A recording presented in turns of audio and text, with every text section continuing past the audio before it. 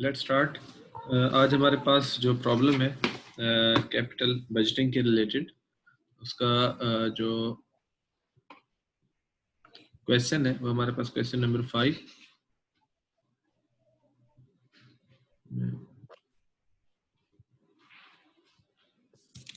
एक सेकंड जरा होल्ड कीजिए।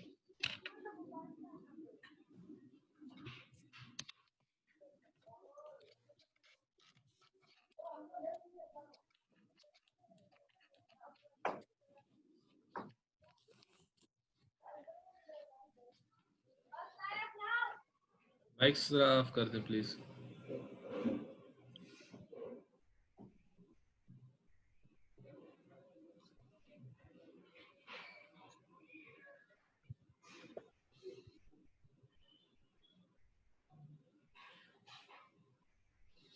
ओके, लेट्स स्टार्ट जी। क्वेश्चन नंबर 5, ये हमारे पास कैपिटल बजटिंग के हवाले से जो टॉपिक हम स्टडी कर रहे थे, कैपिटल बजटिंग, इसका प्रॉब्लम नंबर 5, ये वैन हॉर्न की बुक का जो है।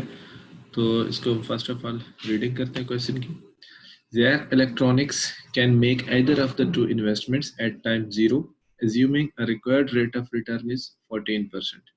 Determine for each project number 1, the payback period, B, the net present value, C, the profitability index, and D, the internal rate of return. Assume under Makers the asset falls in the 5 years property class and that the corporate tax rate is 35%. The initial investment required and yearly savings before depreciation and taxes are shown below. Initial investments required and yearly savings before depreciation and taxes are shown below. तो यहाँ पर आपके सामने ये दो projects हैं, project A and project B. मैं आपको एक प्रोजेक्ट सॉल्व करवा दूंगा, एक आपने खुद से करना है। इन्वेस्टमेंट जिसमें रिक्वायर्ड है 28,000 और जो नंबर ऑफ द ईयर्स है 7 है। तो यहाँ पर जो कैश फ्लो जनरेट होगा, इनफ्लोज जो होंगे, तो उनको हमने कैश को तो कैलकुलेट करना है, लेकिन ये हमारे पास क्या है, बेसिकली सेविंग्स हैं, यानी अकाउंटिंग प्रॉफिट्स है, अकाउंटिंग सेविंग्स है, जो हमें इस इन्वेस्टमेंट से जनरेट हो सकता है। फिर हमने क्या करना है, इन सेविंग्स को कन्वर्ट करना है इन कैश फ्लोज। ठीक है, जैसे हमने कैपिटल बजटिंग के स्टार्टिंग में हमने बात की थी कि हम जब भी कोई इन्वेस्टमेंट डिसीजन लेते हैं तो सबसे पहले उनके रेलिवेंट इंक्रीमेंटल कैश फ्लोज को कैलकुलेट करते हैं और उसके बाद फिर टेक्निक्स अप्लाई करते हैं। ठीक है, तो इससे पहले हमने जितने क्वेश्चन किए हैं वहां पर हमें कैश फ्लोज गिवन होते थे, तो यहाँ पर हमें कैश फ्लोज गिवन नहीं है, बल्कि क्या है, ईयरली सेविंग्स गिवन है, हमने इनको कैश में कन्वर्ट करना है। तो अब सबसे पहले देखिए, हम जो हमारा काम है वो इन्वेस्टमेंट या प्रोजेक्ट ए की हम बात कर लेते हैं। प्रोजेक्ट ए रिक्वायरमेंट्स के मुताबिक हमें क्या चाहिए कैलकुलेशंस के लिए, पे बैक पीरियड कैलकुलेट करना है, नेट प्रेजेंट वैल्यू कैलकुलेट करना है, प्रॉफिटेबिलिटी इंडेक्स एंड आईआरआर। लेकिन इन तमाम टेक्निक्स को कैलकुलेट करने के लिए हमें जो चीज़ सबसे पहले चाहिए वो चाहिए relevant incremental after tax cash flows. After tax cash flows ये हमें चाहिए उन तमाम रिक्वायरमेंट्स को कंप्लीट करने के लिए। ठीक है, तो सबसे पहले हम देखें, टेबल बना लेते हैं एक।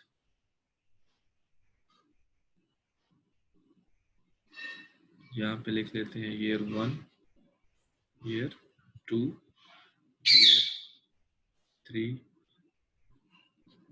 4 और ईयर 5 एंड 6 एंड ईयर 7। ये हमारे पास ओवरऑल जो एक यूजफुल ईयर्स हैं, कैश फ्लोज जिनमें जनरेट होना है, तो ये हमें लिख। अब हम यहाँ लिख लेते हैं जी सबसे पहले कि हमारे पास जो सेविंग्स हैं वो कितनी। अब ये जो सेविंग्स हैं ये भी इंक्रीमेंटल सेविंग्स हैं, यानी इस डिसीजन से, इस प्रोजेक्ट से जो हमें सेविंग्स हो सकती हैं वो कौन कौन सी हैं। तो ये फर्स्ट ईयर में 8,000, सेकंड में भी 8,000, थर्ड में भी 8,000, फोर्थ में भी 8, यहाँ पे भी 8 और यहाँ पे भी 8 है और यहाँ पे भी 8000 है। तो ये आप देख रहे हैं कि सेम कैश फ्लोस हमने सेम सेविंग्स हैं जो हमें जनरेट हो रही हैं, लेकिन ये ज़रूरी नहीं है कि हर साल सेम ही, ये इन रियल लाइफ अल्टीमेटली ये चेंज ही होती है। अच्छा जी, अब इन सेविंग्स, इस डिसीजन से जो हमें सेविंग्स हो रही है, तो ये उन्होंने बताया कि ये बिफोर डेप्रिसिएशन, ठीक है, बिफोर डेप्रिसिएशन। तो डेप्रिसिएशन एक ऐसा जो है हमारे पास जो है एलिमेंट है जो बिजनेस में हमें एक्सपेंडिचर इसको लिखना अलाउ होता है टैक्स की तरफ से, टैक्स की तरफ से हमें इसको डेप्रिसिएशन जो है माइनस करना अलाउ होता है, यानी ये एक बिजनेस एक्सपेंडिचर जो है कंसीडर किया जाता है, ठीक है। तो अब इन डेप्रिसिएशन को हमने जब माइनस करना है तो डेप्रिसिएशन की हमने कौन सी वैल्यू लेना है। अब क्योंकि हम ये फाइनेंस में पढ़ रहे हैं तो यहाँ पे हम लिख लेते हैं जी डेप्रिसिएशन एक्सपेंस, ठीक है। तो डेप्रिसिएशन के लिए उन्होंने बताया है, ये हमारे पास एक मैकर्स जो है एक टर्म यूज होती है, modified accelerated cost recovery system, ठीक है। तो इसके मुताबिक जो एसेट है वो 5 इयर्स प्रॉपर्टी क्लास में फॉल करती है। ये जो इन्वेस्टमेंट है आपकी 28,000 है या 20,000 है। तो ये जो मैकर्स है इसके रेट मैंने यहाँ पे लिख दिए, मेंशन कर दिए हैं कि 5 इयर्स के प्रॉपर्टी पे रेट्स जो है वो कौन से अप्लाई होते हैं, ठीक है। तो अब ये मैकर्स क्या है बेसिकली, देखें जब हम अकाउंटिंग की डेप्रिसिएशन को कैलकुलेट करते हैं तो हमारे पास डिफरेंट अकाउंटिंग के डेप्रिसिएशन के मेथड्स हैं, straight line, declining balance, sum of the year digit etcetera. लेकिन जो टैक्स के पॉइंट ऑफ व्यू से है डेप्रिसिएशन वो मैकर्स है, यानी जब आप टैक्स के पॉइंट ऑफ व्यू से कैलकुलेशन करते हैं, यानी टैक्स की तरफ से अलाउएबल डेप्रिसिएशन जो है वो क्या है, मैकर्स के रेट्स के थ्रू है। यानी ये हमारे कंट्री में नहीं है, ये यूएस की हम बात कर रहे हैं, जहां से हम जिस बुक को हम रीडिंग कर रहे हैं, स्टडी कर रहे हैं, ठीक है। पाकिस्तान में ये रेट्स एप्लीकेबल नहीं है, बल्कि ये सिर्फ और सिर्फ कहाँ पे, यूएस के हैं। तो यूएस वालों की तरफ से जो टैक्स डिपार्टमेंट है, आईआरएस, इंटरनल रेवेन्यू सिस्टम, वो क्या है, उन्होंने ये अलाउ किया है कि आप अपनी बिजनेस इनकम्स में से इन रेट्स के मुताबिक डेप्रिसिएशन कैलकुलेट करके आप माइनस कर सकते हैं, ना कि अकाउंटिंग वे वाली डेप्रिसिएशन, ठीक है। तो अब अगर हम ये डेप्रिसिएशन कैलकुलेट करें तो डेप्रिसिएशन किस पे कैलकुलेट की जाती है, हमेशा एसेट पे। तो प्रोजेक्ट ए का जो एसेट है जिसको हमने यूज करना है वो है 28,000, ठीक है, ये वाला। तो अब हमारे पास जो डेप्रिसिएशन के रेट्स हैं, देखें टोटल 28,000 की इन्वेस्टमेंट है, यानी जो एसेट है इन्वेस्टमेंट में। अब हमारे पास ये क्या है, बेसिकली ऐसा समझ लें प्लांट एंड मशीनरी। तो फर्स्ट ईयर का जो रेट है वो 20% है, तो इसका मतलब है पहले साल जो डेप्रिसिएशन होगी वो हो जाएगी 5,600। उसके बाद जो दूसरे साल डेप्रिसिएशन है वो है 32%, यानी 28,000 इंटू 0.32, 8, 9 एंड 60। उसके बाद थर्ड ईयर में ये रेट 19.20% है, तो ये है 5,376। और उसके बाद अगेन फोर्थ में 11.52, तो ये है जी 3,226, 3,222 एंड 6 डेप्रिसिएशन है जी। उसके बाद अगेन फिर वही रेट है, तो ये भी अमाउंट वही रहेगी। और उसके बाद है जी हमारे पास 5.67%,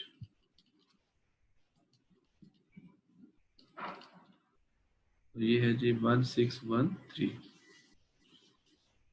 1613 राउंड करके, और 7th ईयर में नहीं है डेप्रिसिएशन, ठीक है।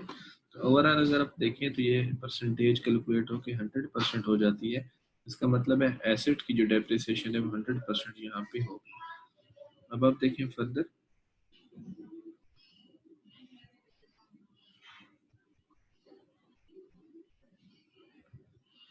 तो ये हमारे पास जो आंसर्स आएंगे उनको हम कैलकुलेट करते हैं। फर्स्ट 8,000 माइनस 5,600, तो ये है जी हमारे पास 2,400,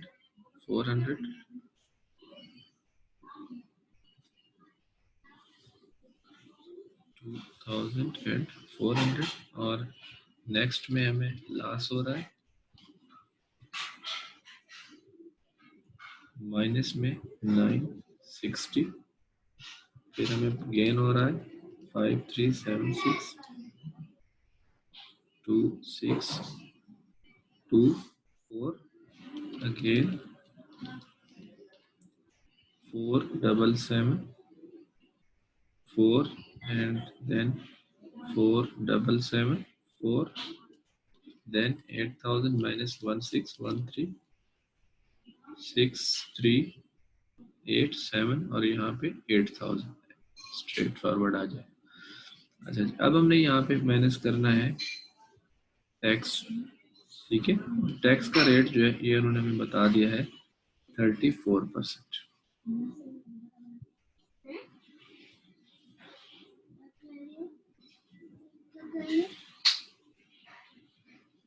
34%, ठीक है। तो अब हम ये टैक्स रेट कैलकुलेट कर लेते हैं यहाँ से। अब देखो ये हमारे पास बेसिकली क्या है, अर्निंग्स आ गई है बिफोर टैक्स। हमें इन अर्निंग्स पे टैक्स कैलकुलेट करना है और फिर उसके बाद नेक्स्ट स्टेप पे हम आपको फर्दर समझाऊंगा कि उसमें क्या करना है।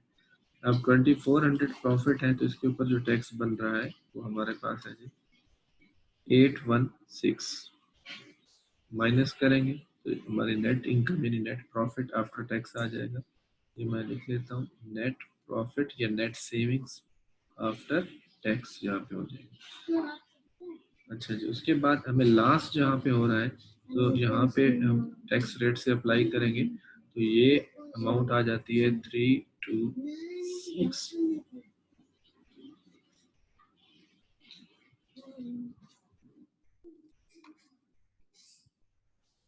तो इसको हम कहते हैं टैक्स सेविंग्स। ये हमारे पास क्या है, टैक्स सेविंग्स कहलाती है। जब हमें लॉस होंगे तो ये हमारे पास क्या होगा, टैक्स सेविंग्स। और जब हमारा प्रॉफिट होगा जैसे ये है तो हमारा दूसरा ऑप्शन क्या है, टैक्स पेएबल होता है, ठीक है। अब यहाँ पे हमारी टैक्स की सेविंग हो रही है, यानी जब लॉस होगा तो टैक्स सेव होता है, हमें देना नहीं पड़ता। और हमें उल्टा ये हो सकता है कि टैक्स के रिफंड्स मिलते हैं in the year of losses. अच्छा जी, उसके बाद 2624 इन 34, तो ये हमारे पास टैक्स बन रहा है जी यहाँ पे 892 तो टैक्स पेएबल है यहाँ पे। उसके बाद 4774 यहाँ पे भी टैक्स पेएबल है।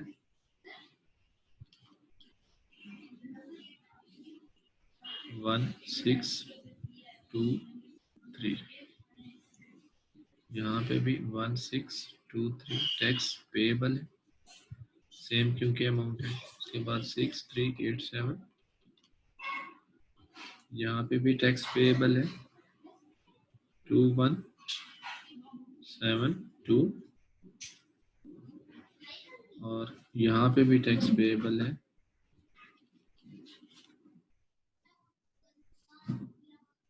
2720।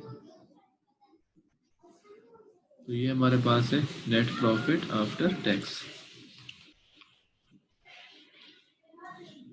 1584 और यहाँ पे जो लॉस है 96 और 326, इसको एडजस्ट करें तो हमारा लॉस ही होगा, लेकिन लॉस बेसिकली क्या हो गया है, कम due to tax savings. 2624 and 892, तो यहाँ पे जो प्रॉफिट है 1732, यहाँ पे 4774 माइनस 1623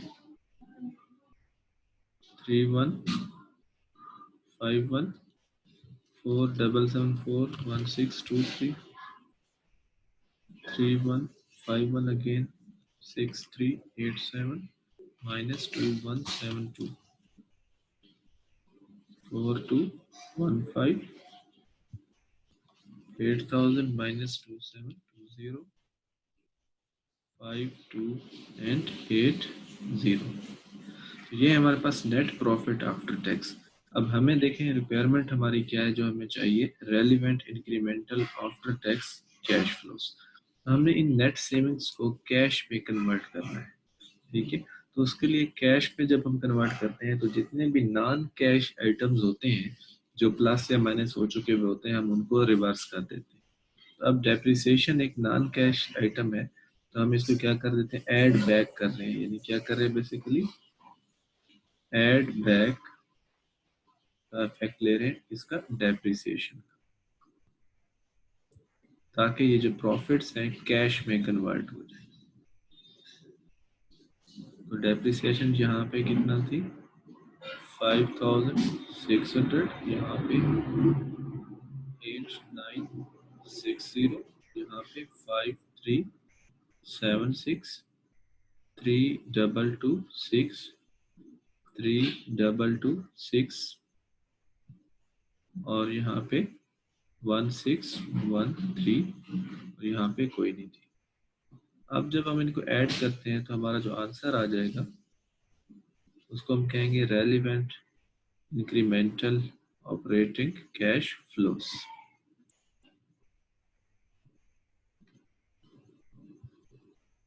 जी ये अब हमारे पास आ गया जी कैश फ्लोस, ठीक है, इसको ऑपरेटिंग कैश फ्लोस कह लेते हैं, ठीक है। तो फर्स्ट वन इज 1584 प्लस 5600, तो ये है जी हमारे पास 7184। इसको एडजस्ट करते हैं नेगेटिव फिगर के साथ, तो ये है जी 83 एंड 26, इसके बाद 1732 5376, ये बन जाएगा जी 7108 और उसके बाद 31326,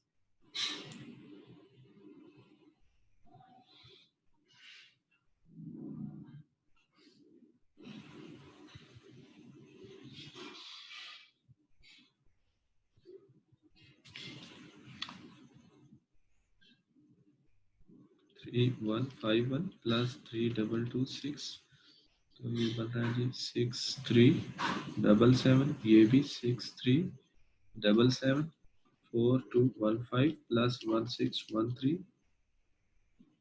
58 एंड 28 और ये 8000। तो इस तरह से हमारे पास ये रेलिवेंट जो है कैश फ्लोस कैलकुलेट हो। अब ये जो चीज़ें हमने कैलकुलेट की हैं ये बड़ा एक सिंपल सा क्वेश्चन था, सिर्फ डेप्रिसिएशन की एडजस्टमेंट थी, अदरवाइज इसमें और भी एडजस्टमेंट पॉसिबल होती है, ठीक है। अब हम यहाँ पर लिख सकते हैं कि जो हमारे पास प्रोजेक्ट ए है उसके रेलिवेंट कैश फ्लोज क्या है, ईयर 0 1 2 3 4 5 6 एंड 7 और यहाँ पे हम लिख लेंगे कैश फ्लोज, ठीक है। ये कैश फ्लोज हमारे पास जो है यही लिखेंगे 7184। अच्छा जीरो टाइम पीरियड में क्या है हमारे पास, अगेन आपको याद दिलाता जो इनिशियल इन्वेस्टमेंट है जो नेगेटिव फिगर होता है, वन में है जी हमारे पास 7184, जब पॉजिटिव कैश फ्लो शुरू हुए 8326 7108 6377, उसके बाद 6377 अगेन, उसके बाद जनाब 5828 5828 और उसके बाद 8000। तो ये हमारे पास है जी कैश फ्लोस, ठीक है। अब इनके जब कैश फ्लोस कैलकुलेट हो जाए तो अब फिर हम कोई सी भी कैपिटल बजटिंग की टेक्निक यूज करके इनको आंसर कर सकते हैं।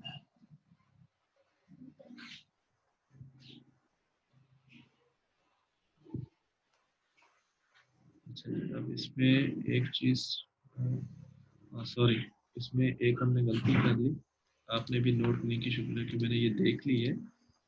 वो ये कि जगह 5280 था तो यहाँ पे 5280 आना चाहिए, मैंने 8000 लिख दिया 5280 और यहाँ पे भी हमारे पास अगेन यही चीज आएगी 5280, ठीक है जी, ये बात क्लियर होगी सबको? Yes sir. ओके। अच्छा, अब हमारे पास उन्होंने कहा है कि फर्स्ट ऑफ ऑल पे बैक पीरियड कैलकुलेट करें, फिर नेट प्रेजेंट वैल्यू। तो मैं पहले वैसे नेट प्रेजेंट वैल्यू कैलकुलेट कर रहा हूँ। देखिए, तो नेट प्रेजेंट वैल्यू के लिए हमें क्या चाहिए? Present value interest factor of annuity, sorry annuity नहीं, सिंगल अमाउंट का है, सिंगल डॉलर का, वो हमें चाहिए। लेकिन किस रेट पे चाहिए? 14% पे। ठीक है, क्योंकि रिक्वायर्ड रेट ऑफ रिटर्न जो है वो कितना है? 14%। तो अगेन हम फार्मूला लगाएंगे यहाँ पे प्रेजेंट वैल्यू इंटरेस्ट फैक्टर का। तो जीरो टाइम पीरियड पे ये हमेशा 1 के इक्वल होता है, उसके बाद 1.14 पावर -1। तो ये है जी हमारे पास 0.877, then again 0.769, and then again 0.675, then next year 0.592, next 519, then 0.45 and 6, again 0.399। अब जी हम यहाँ पे प्रेजेंट वैल्यूज कैलकुलेट कर लेंगे। Present values of cash flows in dollars multiply करते हैं, तो ये फर्स्ट जो है वही 28,000 नेगेटिव में रहेगा। 7184 मल्टीप्लाइड बाई 0.877, तो ये है जी हमारे पास 63 and 8326 इंटू 0.769, तो ये है 6403, then again 7108 into 0.675, 4798,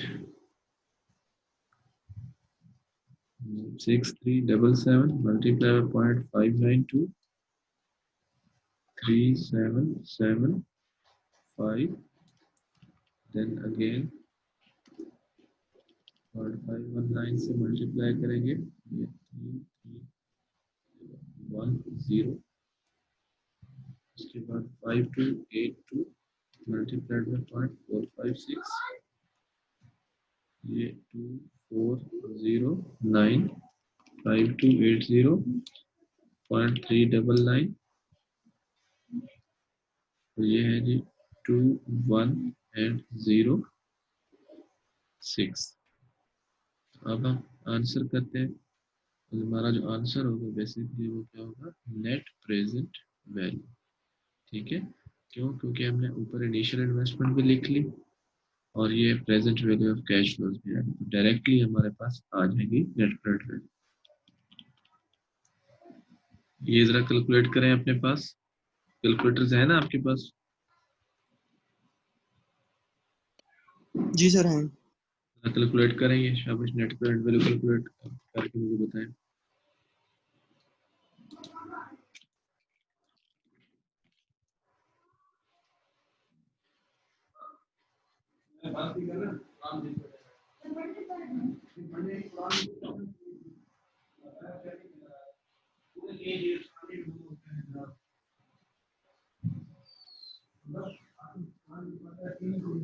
double 101 answer है सर।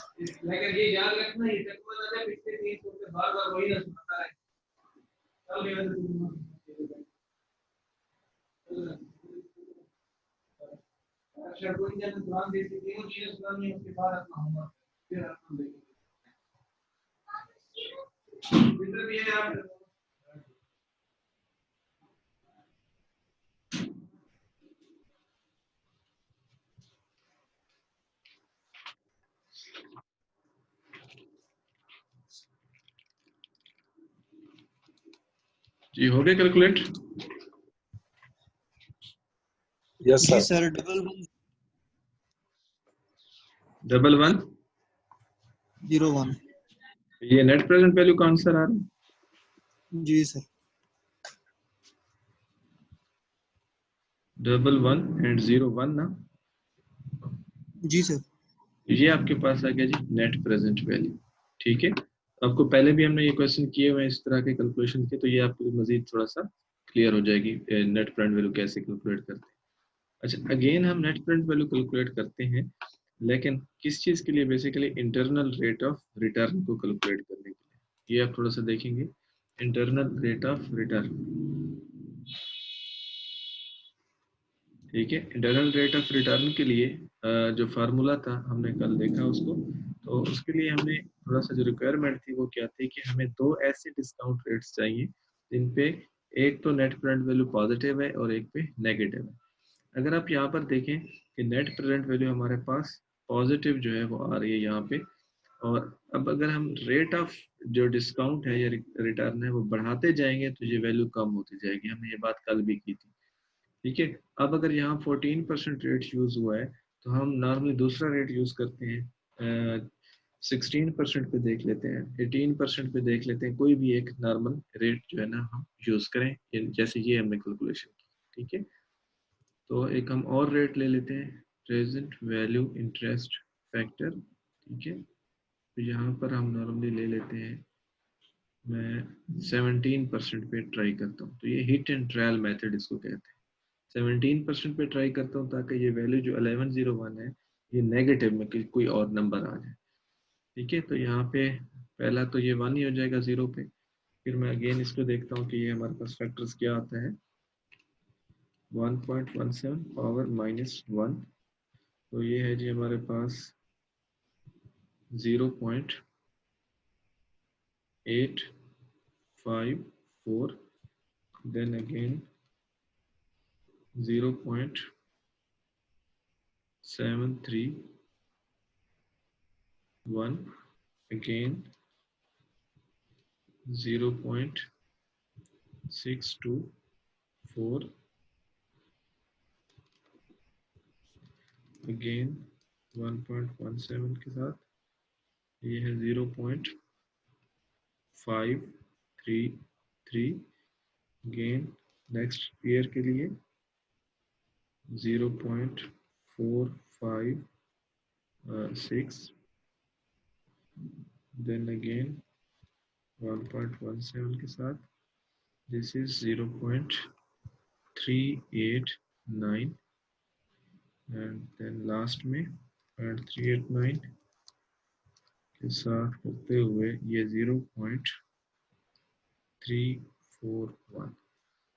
अब यहाँ लिखते हैं जी present value of cash flows, again multiply करेंगे तो ये -28,000, और अब फिर इनको मल्टीप्लाई करते हैं जो हमारा ये कैश फ्लोज है इनके साथ, 7184 मल्टीप्लाइड बाय 0.854,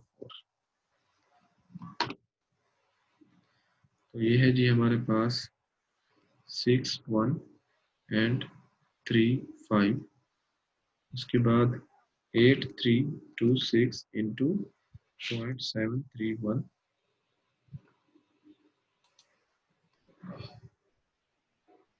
तो ये बन गया जी हमारे पास 60 एंड 86, उसके बाद सर 7, ये इंटरेस्ट फैक्टर लास्ट वाला 0.333 आ रहा है। जो ये वाला है जी सर। जो 0.341 वाला लिखा है, जी सर यही है। एक सेकेंड,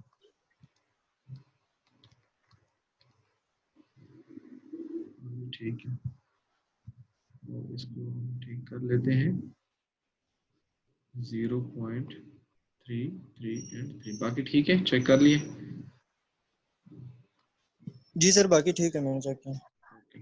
7108 मल्टीप्लाइड बाय 0.624, तो ये हमारे पास 44 एंड 35 वैल्यू, उसके बाद 6377, इसको हम मल्टीप्लाई करेंगे 0.533 से, तो ये है 33 एंड 9 8, उसके बाद अगेन 6377 मल्टीप्लाई 0.456, तो ये है जी 2908, then 5828 into 0.389, it becomes 2267, and then last 5280 into 0.333, तो ये हमारे पास बन जाएगा 1758। अब यहाँ पे अगेन हम नेट प्रेजेंट वैल्यू को कैलकुलेट करते हैं। तो देखिए यहाँ पे हमारे पास नेट प्रेजेंट वैल्यू का फिगर क्या आता है। क्विकली जरा इसको कैलकुलेट करें। 6086 plus 4435 plus 3398 plus 2908 plus 2267 plus 1758 and minus 28,000, तो ये हमारे पास नेगेटिव आ रहा है 1013 नेगेटिव। तो जो हमारा टारगेट था वो यहाँ पे पूरा हो गया। हमें एक पॉजिटिव चाहिए और एक नेगेटिव, ये नेगेटिव आ गया। अब हम क्या करेंगे, IRR का फार्मूला अप्लाई करेंगे। ठीक है, उसमें lower rate plus net present value at lower rate, again net present value at lower rate minus net present value at higher rate and multiplier high minus low rates। तो lower rate पे हमारे पास कितना था 0.14 14% plus at this rate net present value कितना है 11101, again 1101 minus minus पे है जो हाई रेट पे है हमारे पास 1013 और हायर रेट कितना है 17% है, लोअर रेट कितना है 14%। तो अब इसको हम क्विकली कैलकुलेट कर लेते हैं, लेकिन ये ध्यान में रखिएगा ये माइनस माइनस प्लस हो जाता है, ये फैक्टर जरा ख्याल रखना है। 11 ये 1101 डिवाइडेड बाय 1101 प्लस 1013, तो ये बन जाता है जी 2114। इसको मल्टीप्लाई करेंगे 0.03 से और प्लस कर देंगे 0.14 से।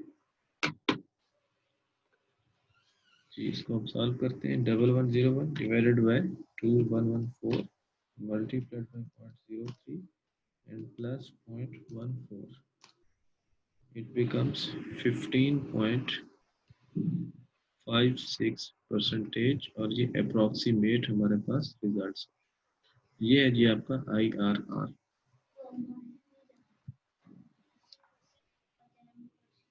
ठीक है, तो ये हमारे पास क्या होगी, कैलकुलेशन हो गई IRR।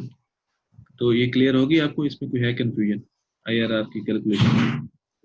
जी क्लियर है सर। क्लियर। ओके। अच्छा उसके बाद अब मैं थर्ड पॉइंट पे आता हूँ। ये जो हमारे पास लिखा हुआ था C पे प्रॉफिटेबिलिटी इंडेक्स।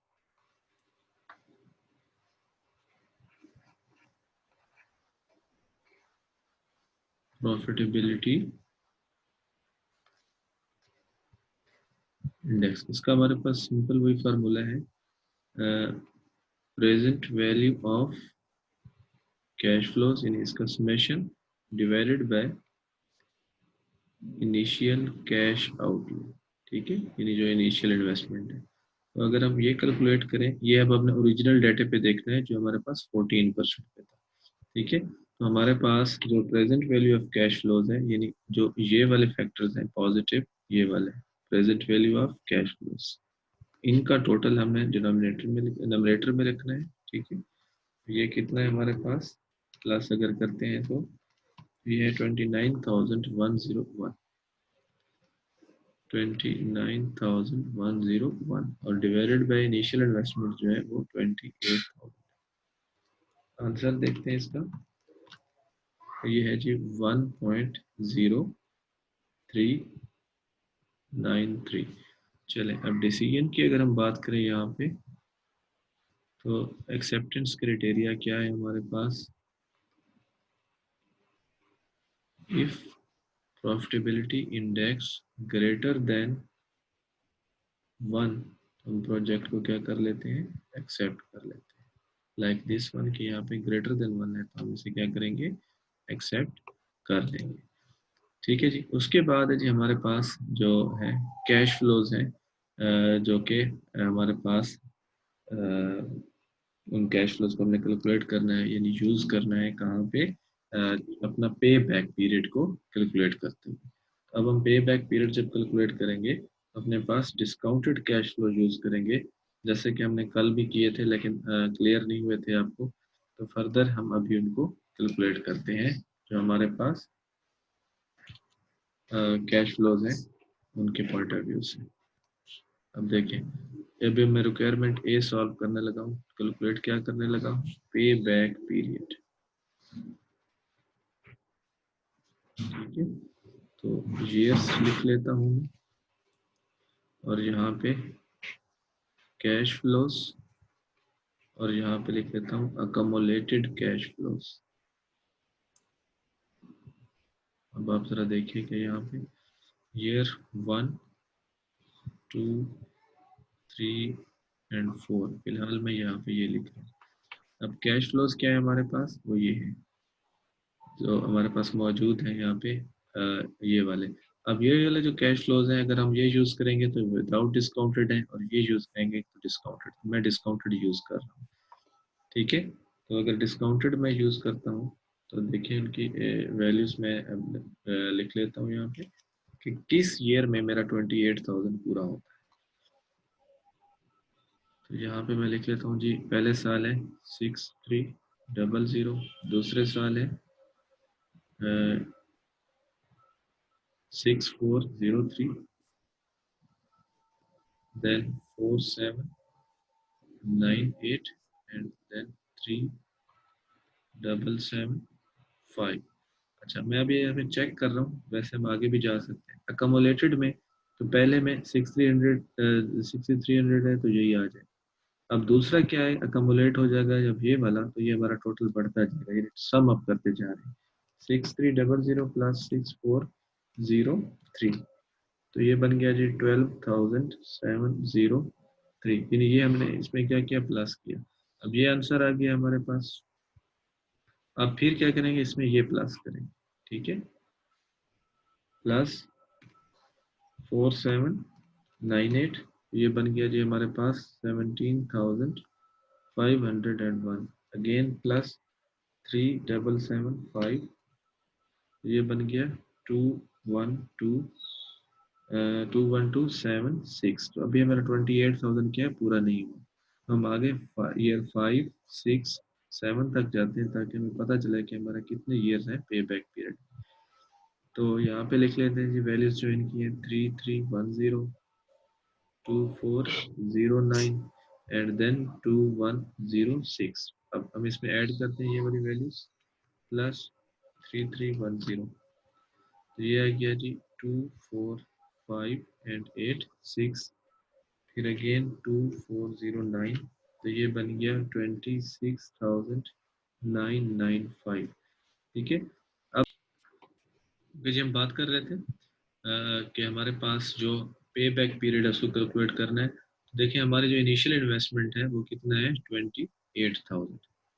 अब देखो हमारे पास इन द ईयर 6, यानी 6 ईयर के एंड होने तक हमारे पास ये इन्वेस्टमेंट कंप्लीट नहीं हुई, जो टोटल इनिशियल इन्वेस्टमेंट थी। इसका मतलब है कि हमारे पास 6 साल तो पूरे यूज हो ही रहे हैं। इसका मतलब है 7वां साल भी यहाँ पर कुछ ना कुछ यूज हो रहा है फ्रैक्शनल टाइम पीरियड में। तो हमने यहाँ पे एक फार्मूला लिखा है पे बैक पीरियड को कैलकुलेट करने का, payback period based on discounted cash flow. A को जो मैं लिख रहा हूँ कि कंप्लीट ईयर मेरे कितने लग रहे हैं, 6। देखिए तो यहाँ पे मैं लिख लेता हूँ 6 ईयर्स। ठीक है, तो ये मेरा ए है। उसके बाद बी मेरा क्या है, जो हमारे पास नेक्स्ट ईयर का जो कैश फ्लो है, या इस तरह से कह लें जो टोटल कैश फ्लो है, इस तरह से मैं लिख लेता हूँ। चले, जो हमारे पास टोटल कैश फ्लो है वो कितना है, 28,000 हमारी इन्वेस्टमेंट है जो हमें चाहिए। इसमें से कितना रिकवर हो गया 6 सालों में, ये देखें 26,995। यानी इसका मतलब है अगर हम माइनस करते हैं तो जो डिफरेंस है वो क्या चीज़ है, अमाउंट रिक्वायर्ड टू कंप्लीट 28,000, यानी 28,000 पहुंचने तक का जो डिफरेंस रह गया है वो कितना है, वो ये डिफरेंस बता रहा है, और डिवाइडेड बाय उस करंट ईयर का कैश फ्लो जो हमें जो मिलना है 2106। ठीक है, तो इन अदर वर्ड्स हम ये कह रहे हैं कि 26,995 तो हमारा 6 सालों में पूरा हो गया है, जो डिफरेंस रह गया है वो है 1005। वो कितना है 1005, लेकिन 7th ईयर में टोटल कैश मिल रहा है 2106, तो 1005 जो है वो उसका कितना पार्ट है ये हमें यहाँ से पता चल जाता है जब हम इसको डिवाइड करते हैं। तो 6 प्लस 1005 डिवाइडेड बाई 2106, तो ये फ्रैक्शंस में हमारे पास आ रहा है 0.477। ठीक है, जब हम इसको ऐड करते हैं तो हमारे पास आंसर आ जाएगा, वो बेसिकली क्या होगा, हमारा पे बैक पीरियड हो जाएगा, यानी इसको हम कह लेते हैं 6.47 ईयर्स। ये है जी हमारा पे बैक पीरियड। अब एक्सेप्ट है या रिजेक्ट है ये डिपेंड करता है किस पे, कि अगर आपका गिवन होता टारगेट पे back period based on desired पे बैक पीरियड, अगर आपको मेंशन होता तो आप फिर इसको कंपेयर करके बता सकते थे कि हमें ये प्रोजेक्ट एक्सेप्ट है या रिजेक्ट। क्लियर होगी बात यहाँ तक, कोई है इसमें कंफ्यूजन? जी क्लियर है क्लियर है सबको? सर। जी सर। ओके, अच्छा उसके बाद नेक्स्ट है जी हमारे